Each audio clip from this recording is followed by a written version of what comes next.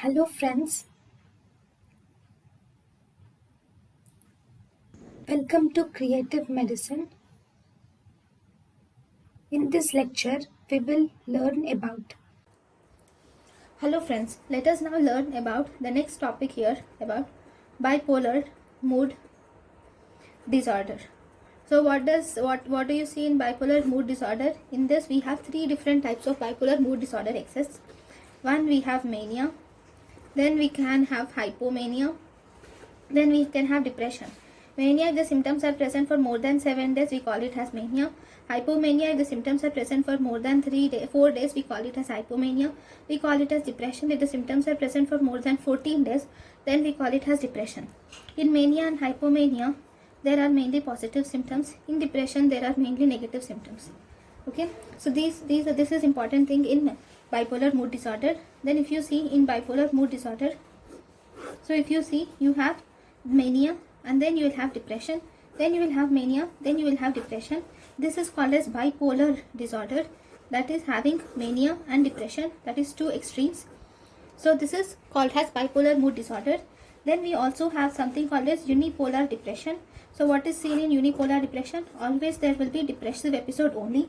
There will not be any mania episode. So that is unipolar depression, presence of only depressive episode is only unipolar depression. But remember that there is never a unipolar mania, because even now the thing that the patient is in started getting mania episodes at 48 years of age, then 56 he had next episode, then 65 he had other episode. Then remember, at least there will be one depressive episode at least before death. Okay, before death there will be at least one depressive episode if the person has mania episodes, unipolar mania. So there is nothing, no term like unipolar mania. So this is always a bipolar disorder. There is never a unipolar mania. Okay, now in the bipolar disorder, if you see, if this is the disorder which you have, between the two episodes, that is one mania and one depression, between this episode, inter-episode interval is completely normal. Okay, so this is bipolar disorder. So what are the treatment of choice for this acute mania? The treatment of choice for acute mania is lithium. Okay, but lithium takes some days to act. So as a result, we will have to give, along with mania, lithium, you will have to give even supporting drug, that is benzodiazepine is the supporting drug which is given for acute mania. But for exam purpose, if you were asked what is the treatment of choice for acute mania, you should always write it as lithium. Then we will learn some important points about lithium. Okay, lithium, you see, there will be therapeutic level of lithium is 0.8 to 1.2 milligram per deciliter. If you have to give it for prophylaxis, it is 0.5 to 0.8 milli equivalent per deciliter. It is milli equivalent. So for therapeutic level, the lithium dosage is 0.8 to 1.2 milli equivalent per deciliter. If you have to give it for prophylactic level, it is 0.5 to 0.8 milli equivalent per deciliter. For toxicity, the lithium is more than 1.5 milli equivalent per deciliter. So this lithium you should remember. And what are the side effects of lithium? Side effects, you can have the patient can have fine tremors. There can be hypothyroidism, diabetes insipidus, leukocytosis are the normal side effects which you see from lithium. But if there is toxicity, what are the symptoms that you see in toxicity? Here in side effects, there will be fine tremors. Here there will be coarse tremors are seen. Okay, and here you see nystagmus. Okay, and all the CNS symptoms like nystagmus, ataxia, landing into coma, there can be seizures, there can be death, there can be brisk reflexes. All these are seen in toxicity. So in side effects, you see fine tremors, hypothyroidism, diabetes insipidus and leukocytosis. And for toxicity, you see coarse tremors, nystagmus, ataxia, coma, seizures, death and brisk reflexes. So when there is toxicity, the treatment for toxicity is you should do hemodialysis. So if there is any toxicity, you should do hemodialysis. If there are any side effects, okay, if there are side effects, the treatment of choice for the side effects is beta blocker. that is propranolol, can be used for treating the side effects, especially because of fine tremors. So for side effects, the treatment is beta blocker, propranolol. But for coarse tremors, nystagmus, ataxia, coma, death, and brisk reflexes, you will have to do hemodialysis. Then there is a term which is there, which is called as rapid cycling bipolar disorder. So what does this mean? Here in rapid cycling bipolar disorder, the patient should have at least 4 more than 4 episodes per year. Then we call it as rapid cycling bipolar disorder. What is rapid cycling bipolar disorder? Presence of 4 episodes is called as rapid cycling bipolar disorder. What is the treatment of choice for this? That is sodium valproate is the treatment of choice for this rapid cycling bipolar disorder.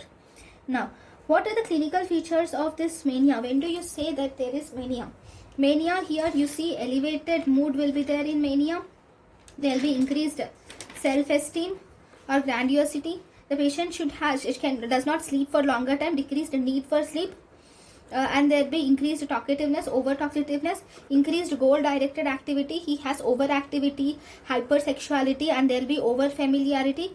And there will be increased involvement in activities like leading to painful consequences. There will be flight of ideas. There will be distractibility. So here the patient has everything will be increased, will be on the higher hand. That is increased mood, increased self-esteem, increased sleep, increased talkativeness, increased goal-directed activity like overactivity, hypersexuality, overfamiliarity, increased involvement in activities, painful consequences, flight of ideas, distractibility, not able to concentrate on one task in hand. So everything will be increased. So if all these symptoms are there for 7 days, then you call it as mania. Okay.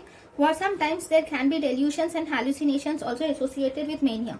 What is the etiological feature for mania? There will be increased dopamine, and there are some genetic factors which are linked with mania, which is chromosome 18q, 22q are strongly linked. Chromosome 18q and 22q are strongly linked, and there is chromosome 21q also associated with it. Chromosome 18q, 22q is strongly linked, and chromosome 21q is also strongly associated with it.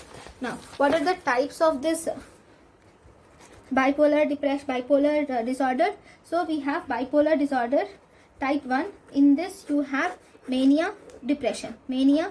So it is mania and depression type. Then we have bipolar disorder type 2. Here you have recurrent depression, and there is hypomania. Depression, hypomania. Here you have depression with hypomania type. Okay. Then we have bipolar disorder type 3. Here you have cyclothymia, that is hypomania and also depression which is not up to the mark. Okay, so this is called as cyclothymia. We call this as cyclothymia. Okay, there will be hypomanic episode and also less depressed episodes. Okay, then we have bipolar disorder type 4. In type 4 there will be recurrent depression. But once you have started the patient on antidepressant, then he starts hypomania or mania-induced depression and mania. So first you will have depression only. But once on starting antidepressants, the patient hypomanic symptoms will also start along with depression. This is type 4. Then you have type 5. In type 5, there will be recurrent depressive episodes. Along with that, there is family history. That is type 5. In type 6, there will be recurrent mania along. This is type 6. So we have 5 types of bipolar disorder. 1, mania and depression. 2, we have mainly depression with hypomania. 3, we have cyclothymia. 4, you have recurrent depression, but after some time starting antidepressants, then hypomania or manic episodes will start. Then the patient have depression with family history in type 5.